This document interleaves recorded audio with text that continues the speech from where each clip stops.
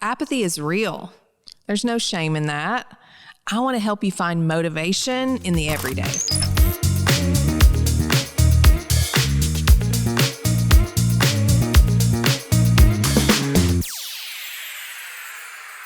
Welcome to the Help for Leaders podcast. I'm Stacey Harris. Before we dive into today's episode, click here to subscribe, hit that thumbs up, ring that bell so you're notified each week when we post new content. Today, I want to talk about the final aspect of EQ, motivation. We are in a series of 5 episodes on emotional intelligence and increasing our EQ awareness. And today, we're going to dive deep into motivation. I'm going to give you some hacks on how to actually hack the brain chemicals in your body to stay motivated in different areas. I can't wait to share those with you. So first of all, let me recap though a little bit about the previous 4 episodes. I'd really encourage you to go back and listen. I did one on self-awareness. That's the foundation of emotional intelligence, that ability to understand our own emotions and how to recognize what's going on, why we're feeling those feelings. Self-regulation is the second aspect of EQ, and I did an episode all about regulating those disruptive, negative emotions, what it looks like to be low in those areas and why it's important in the workplace. I did one on social awareness, which is how our emotions impact others and how our team's emotions impact us. And so it's all about connecting with other people. And then last week's episode was all about social regulation, regulating emotions on our teams, being able to understand how our emotions impact others. So go take a listen to those 4 episodes. Today, though, we're going to dive into motivation. And motivation, while the self-awareness, self-regulation have to do with us internally and the social aspects have to do with others, motivation kind of wraps around all 4 aspects of EQ, and it impacts our own emotions and our ability to communicate with other people. So motivation is that ability to go after things kind of beyond the paycheck. It's that passion inside of us to do things even when we're coming against setbacks and obstacles, even when apathy can set in. It's that ability to keep pushing forward. And it's really an important aspect of EQ. It's less tangible, if you will, in the workplace, but it's really important. And so I want to talk about what motivation looks like in the workplace. So motivation can actually be the thing that propels us into that next job. It's the part of us that can cause us to go after promotion and position in our field, or it can actually hold us back and cause us to become stagnant in our workplace. And so it's really important. And honestly, motivation is really hard to teach. In fact, it's almost impossible to teach, but it can be learned and it can be improved as we learn about even the brain chemicals inside of us. And we're going to talk about that. Before we talk about the brain chemicals, I want to just talk about what it looks like when we have low motivation at work. So first of all, it can look like someone who has a hard time receiving feedback. That's what low motivation can look like when we score low in EQ in that area, because it's like, what are you talking about? When you can't receive feedback, that could be a sign of lack of motivation. So just be aware. Are you someone who encourages feedback? You want to receive feedback? You actually even can give feedback? You know, that's actually hard to do for some of us, is to give and receive feedback, especially if we're not very self-aware and we have low EQ scores and we don't know how to communicate that in a healthy, productive way. It can be hard. But if we are very aware of our emotions and how they're impacting our decision-making and our ability to communicate, it can be a very powerful tool in showing empathy as we're giving feedback, and we can actually use it to improve and advance us rather than dwelling on all those negative aspects and getting stuck.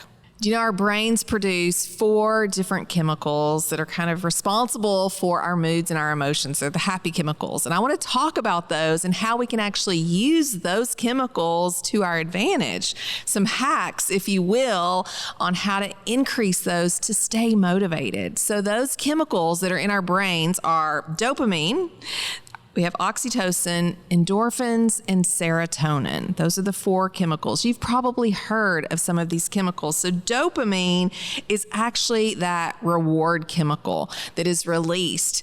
Sometimes it's through eating food. Sometimes that's when we get those sugar rushes. That's actually dopamine, that feel-good kind of reward chemical being released in our bodies. Another way we can hack those chemicals to get that same feeling is through just accomplishing something, checking something off of our to-do list. Again, that's the reward chemical.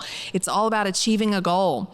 It can be even something very simple as self-care. That can release dopamine in our brain. So if you're feeling kind of stagnant and you're needing kind of to hit that reward side to help increase motivation, maybe some self-care is what you need.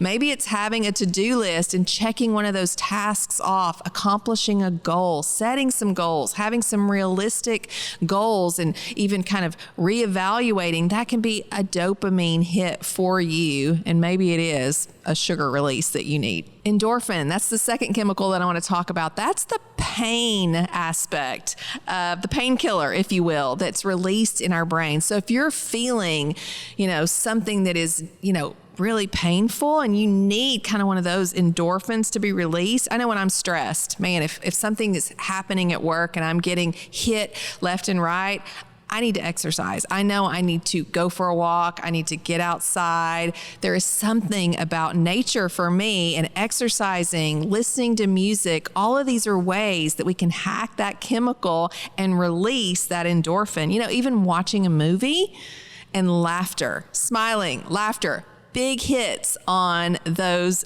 endorphins that are released in our brain. I was telling the team here recently, I was really stressed. I had a big contract in place. I thought I was about to lose it. Everything was coming against me, and I couldn't actually leave this meeting and conversation, but I had a few minutes of downtime. So I just started watching videos on my phone of babies belly laughing. I don't know, there's something about a baby laughing that just brings me a lot of joy. And I was able to laugh and get that hit from that endorphin to really help with the pain that I was feeling in that moment of stress with a client engagement. The next hack I want to share with you is oxytocin. That's the love hormone. That's what we get from physical touch, from an encouraging word, from helping other people. Another way we can get that release of oxytocin is through pets, through petting an animal. I have a black lab who brings me so much joy, and just petting her is actually a hack to release oxytocin in the brain. So if you're feeling lonely, if you're needing that connection, helping other people, physical touch, words of encouragement, and even petting an animal can be a huge hit on that oxytocin level. And then serotonin, that's the last chemical in our brain that I want to talk about. And these are our mood stabilizers. That's what serotonin is all about. And if you are feeling just all the feelings, right? Maybe you're feeling sad. Maybe you're feeling anxious or depressed. There are ways that we can actually hack those chemicals. Sun exposure, just getting outside and getting some vitamin D is really a great way to release that chemical inside of us. Another way is mindfulness, just being very aware of what you're feeling in your body, connecting with your mind. I talked about a HALT method when I did the self-regulation episode. Go listen. I give you a few strategies there on mindfulness.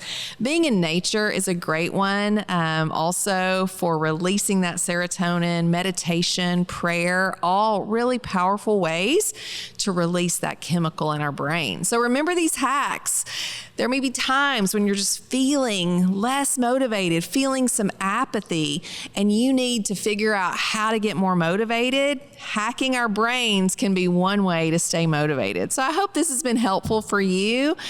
I've really enjoyed this series on emotional intelligence, all 5 aspects of EQ, sharing with you more in depth. So I would encourage you, if you haven't listened to the others, again, go back and listen. And then if you haven't taken our free EQ assessment, go online. The link is in our bio. Go take that assessment, learn more about your own scores, and then reach out to me. I would love to talk to you further about how I can partner with you and your team and bring some training to your organization around how to use emotional intelligence to bring about more productivity and more collaboration in your organization.